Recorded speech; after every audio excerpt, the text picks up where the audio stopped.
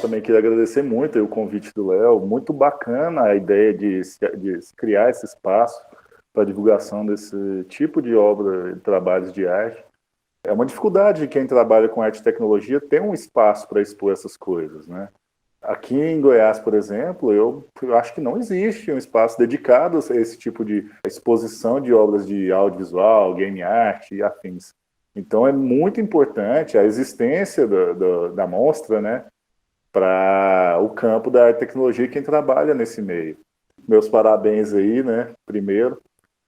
Eu estava até procurando aqui, que o Edgar falou por último agora, da questão do Museu de Game Art lá da Espanha. Eu estava até procurando o e-mail que o cara mandou na época, que tem muitos anos isso já, né? E até hoje nada, mas foi enviado, foi um convite muito importante assim para a obra em si, né? Que surgiu ali meio que como uma experiência na época de dentro de uma das disciplinas do mestrado, uma disciplina ministrada pelo próprio Edgar. Foi uma das minhas primeiras experiências com criação de game art. Então, a versão anterior a essa que vocês têm disponível aí na galeria, que é a versão ômega, que a gente escolheu chamar, ela continha muitos erros, muitos bugs, ainda era uma versão muito crua, né, muito imatura do projeto, mas mesmo assim ela era carregada do que a gente achava importante ali, né, nas questões poéticas. Ela foi exposta pela primeira vez no 12º Arte, se não me engano, aí em Brasília, e foi bem aceita, bem recebida, muitos comentários positivos. E ter esse revival agora, né, 10 anos depois praticamente, com esse relançamento, com a revisão dos bugs, do código, até que estava um tanto obsoleto, é gratificante, eu acredito, sabe, ver esse tipo de coisa acontecendo. Falando um pouco mais dessa versão nova aí, que está rolando aí na mostra, eu achei aqui as anotações sobre como acessar o estágio secreto aí, né? Que é o grande adicional, além da correção dos bugs. Ele segue uma série de eventos que o jogador tem que atingir para conseguir acessar esse estágio, que é uma homenagem ao jogo Pac-Man original.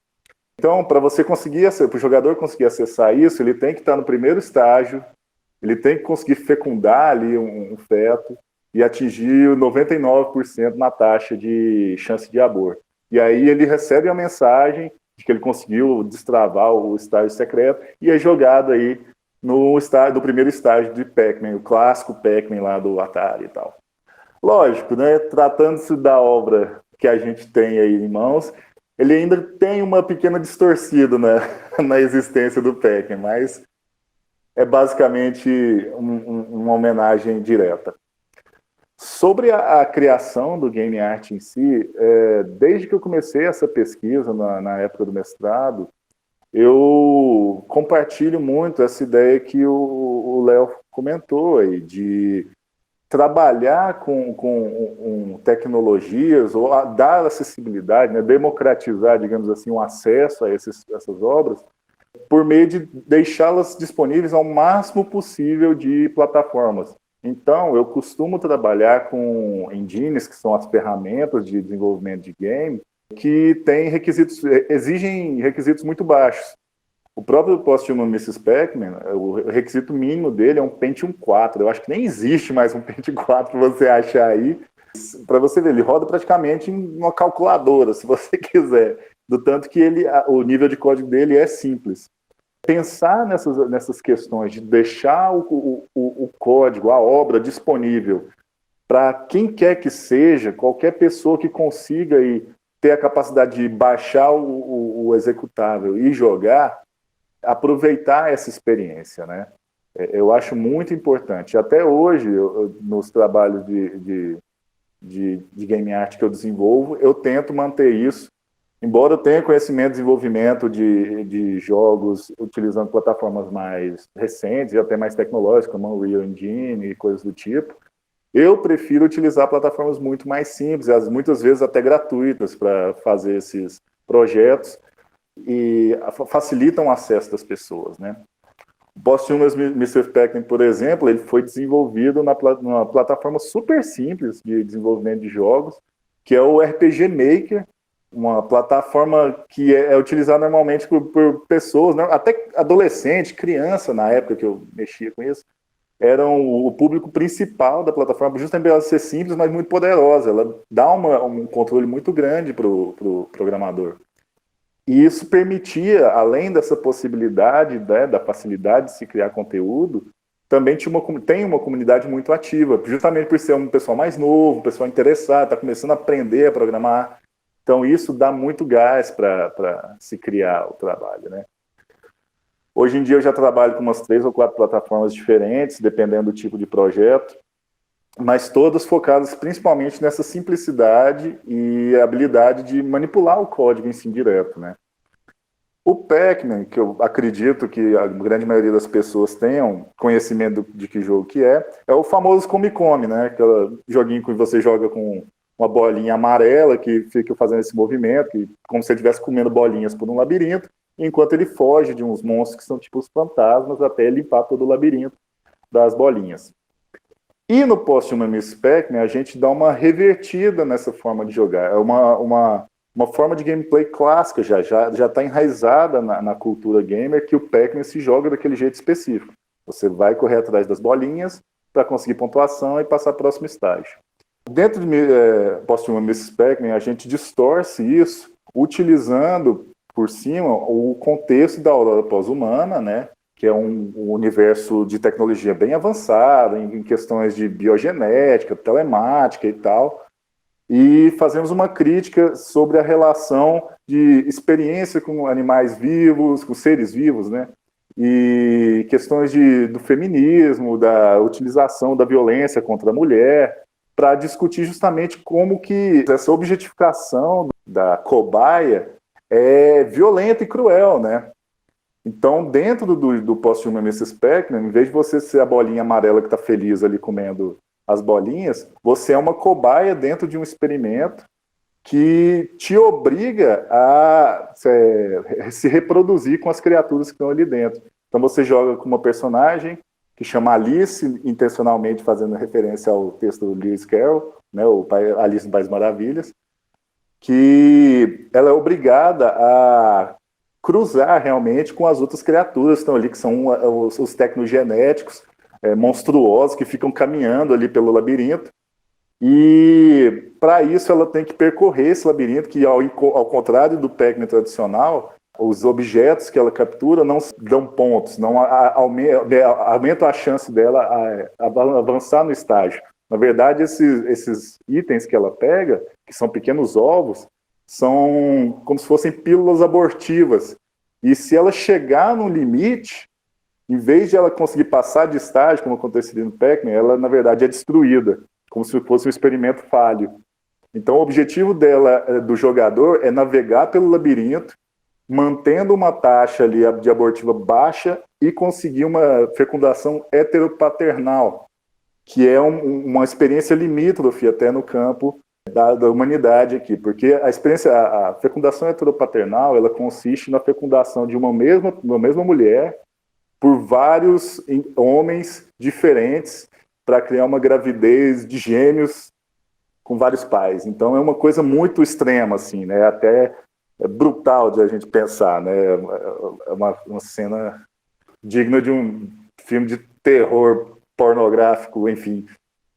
Essa violência que ela é obrigada a executar, né? A Alice é obrigada a participar dessa experiência, onde ela é ou forçada a cruzar com diversos machos bizarros ali, ou ser destruída, ela dá essa ideia da violência que sofre, né, essas cobaias que são tratadas em experiências com seres vivos, né? É muito cruel pensar que elas estão literalmente à mercê da pesquisa para alcançar ali seus objetivos.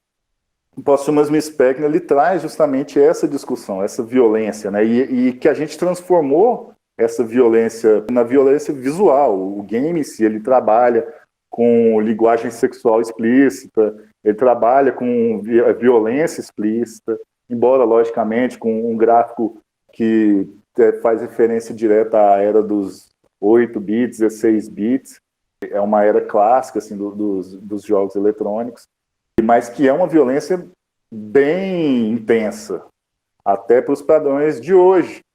Eu lembro quando o Posthumous Pac foi exposto pela primeira vez no Arte, Ele ficou num computadorzinho no meio do salão.